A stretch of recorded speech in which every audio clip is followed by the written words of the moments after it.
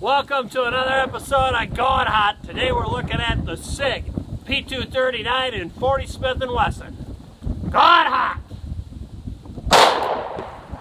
Well, here we are down in range 1. We're going hot today. We're shooting the Federal 40 Smith & Wesson 180 grain HST jacketed hollow point. What you see into the box there, and we're shooting it today at a store-bought rutabaga, and it's got a wax coating on it. That may change the results, but it's not exactly scientific anyways. We're going to clad them in blue jeans and go hot. Going hot.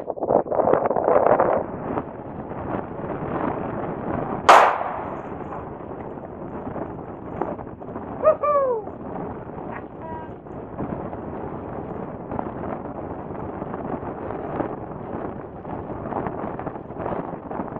There's the rutabaga in question. Yeah, maybe the store-bought ones aren't as sturdy.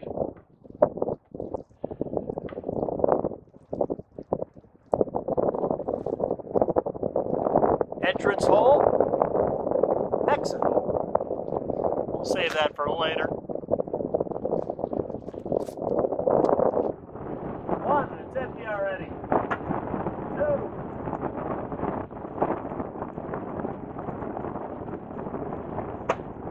She made it into the third one today, guys.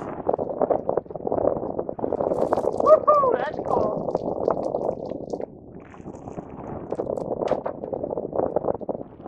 Well, there you go. I guess she works.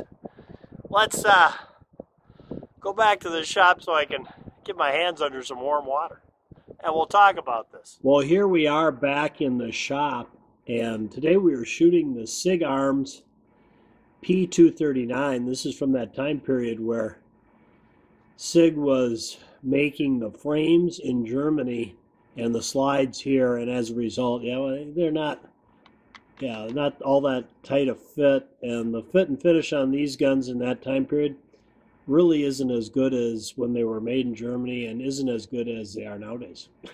Says I.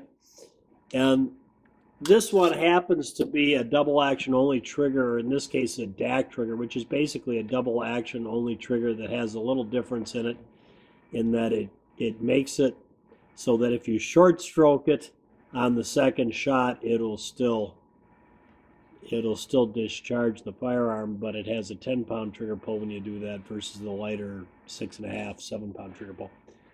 Yeah, way too much engineering and to solve a problem that's really non-existent, I say. But if you want to pull the trigger the second time, don't short stroke it.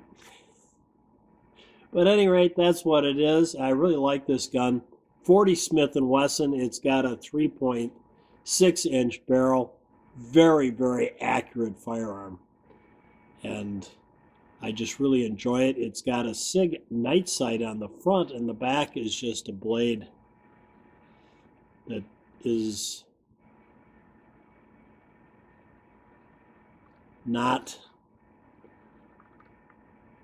fluorescent. If it was one time, it isn't anymore. The sight on the front still has a dim yet noticeable night sight, so tritium vial hasn't worn out yet.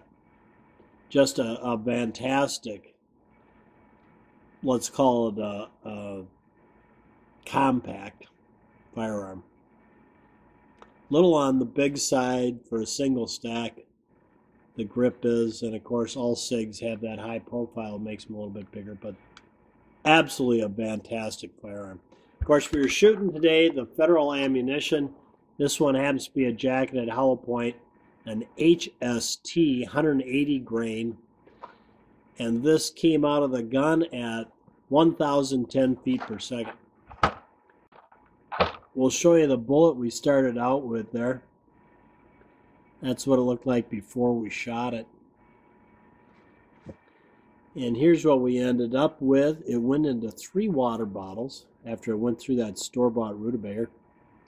And you'll notice this is one of the ones that the type of thing I'm not that fond of is the pedaling, because you're losing a lot of that expansion diameter, I say, when you've got all those grooves in the pedaling. From pedal to pedal, just the lead bullet, this measures 5/8 of an inch in expanded version. I didn't measure the brass pedals because I don't feel that qualifies, says I.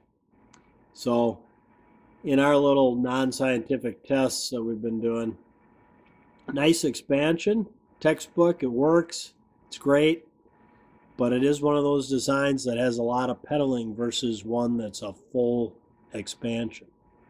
And I think you got the same thing in 5/8 inch that's a full expansion. You've got something that's doing more than this will in the pedaling, says I. Yeah. But, you know, what do I know anyways? Well, there you go, guys. There's our going hot for the week. The 40 Smith & Wesson Sig Arms P239 shooting the Federal Ammunition's HST jacketed hollow point. Thanks for tuning in, guys. Thanks for tuning in to another episode of Going Hot. Till next time, for Mr. Holster and Jack, go out and stay safe.